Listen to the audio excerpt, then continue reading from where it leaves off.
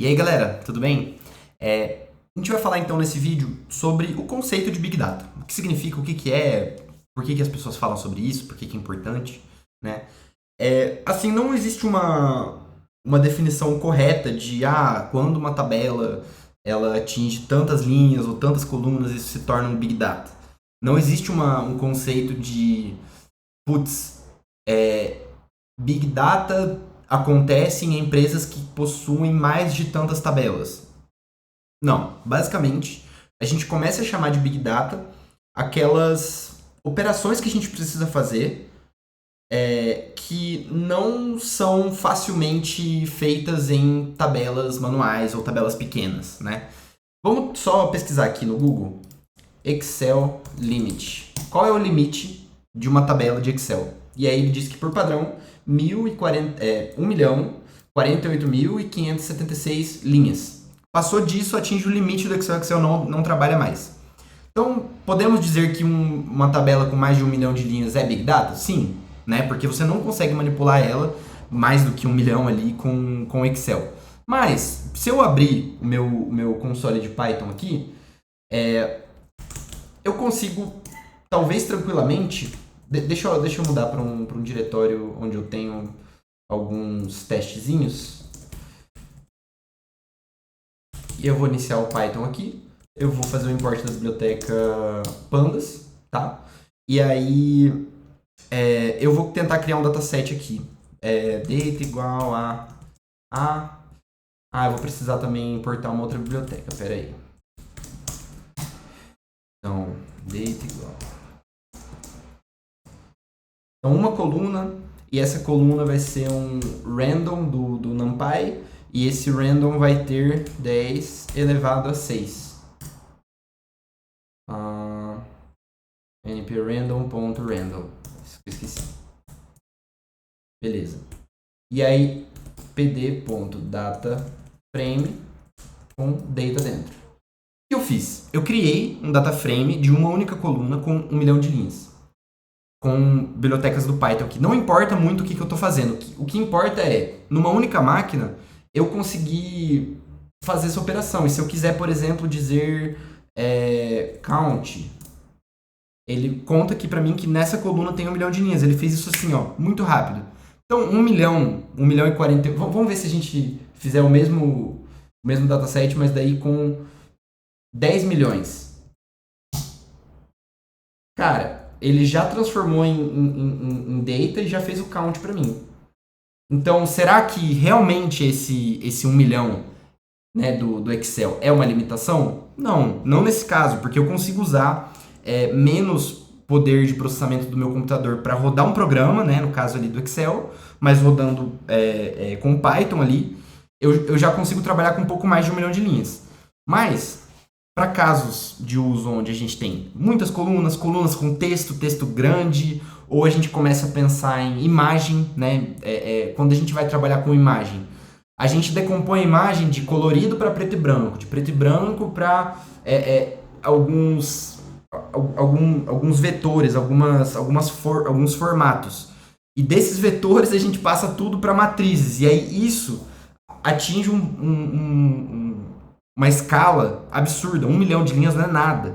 Quando a gente compara essa decomposição de uma imagem, né, para uma estrutura de dados ali que o computador consiga compreender, versus uma tabelinha com 1 milhão de linhas, né?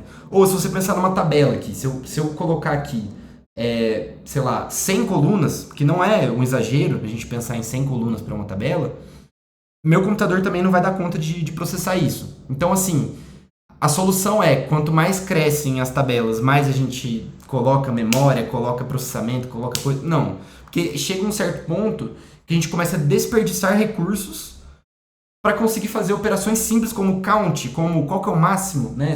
Aqui com o Python a gente consegue fazer também, calcular o máximo ali. Beleza, o máximo é 1, né? Que ele atinge ali naquela coluna. Então, assim, coisas como essas são perguntas que a gente vai fazer para as nossas informações, para as nossas tabelas, e que quando a gente ultrapassa esse limite de não cabe na memória, de não cabe no computador, ou que um computador sozinho não consegue fazer, a gente começa a ter que pensar numa arquitetura distribuída, né? Ou seja, não é mais um único computador que eu mando o comando e esse computador faz todas as operações. A gente começa a pensar então que eu preciso de vários computadores trabalhando em paralelo. É como se, pensa assim, eu tenho um pote de feijão, né? E eu quero contar quantos grãozinhos de feijão tem ali dentro.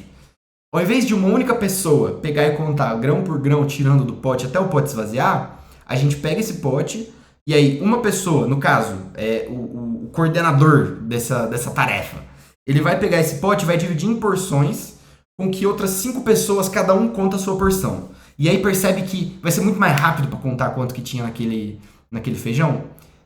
Isso é uma arquitetura distribuída. Tem um coordenador, uma pessoa responsável por dividir e dizer para aqueles trabalhadores o que eles têm que fazer, de fato.